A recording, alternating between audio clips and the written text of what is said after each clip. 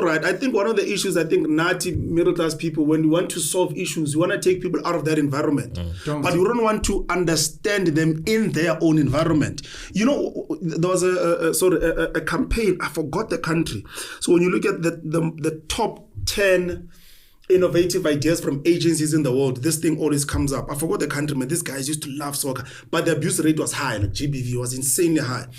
And some companies like, look, man, we need to do this thing of GBV, man, because it's a serious issue, you know. Let's put some sort of a structure. This agency came up with one of the dopest idea ever.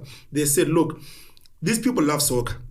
Men, I get they love soccer. Sure. So what we're going to do is that every 5 minutes, we must have a message of GBV. But within 8 years, GBV decreased. Yeah. Because domestic violence. Because domestic violence. Yeah, domestic. Domestic violence. Because now you found them in their sweet spot.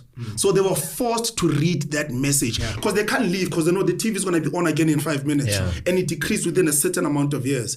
So we really need to find people in those spaces. Because if someone telling us the convos that I hear, you're like, yeah.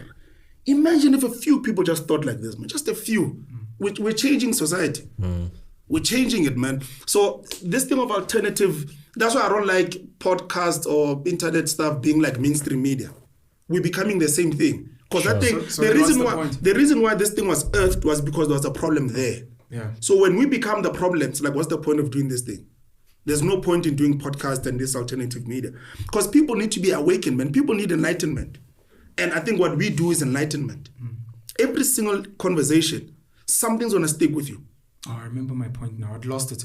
There was a lady that she's just traveled overseas recently. She came back and she told me she was watching Diary of a CEO, Stephen Bartlett, on the plane. Sure. And she was saying it would be so dope if the panel show was there. Oof. One of the places we're dropping the ball, I'll take it upon myself, is we're actually still not a podcast yet. We're actually not on Spotify and all these other platforms, which is actually what a podcast is, an audio. So we need to get there, number one, and then we need to work harder. I mean, something stupid like, you remember the piracy discs, some DVD? Sure. I don't know if people still use DVDs, but as an example, you pirate the panel show DVDs and you sell them for R5 on the streets. And you have people fucking watch this thing and buy it. If they buy it, if they don't, it's whatever. Because distribution is everything. Sure. I think in some of the spaces we're in. Oh, dude, imagine if we actually do that. We're like... But if it was playing in taxis... I call.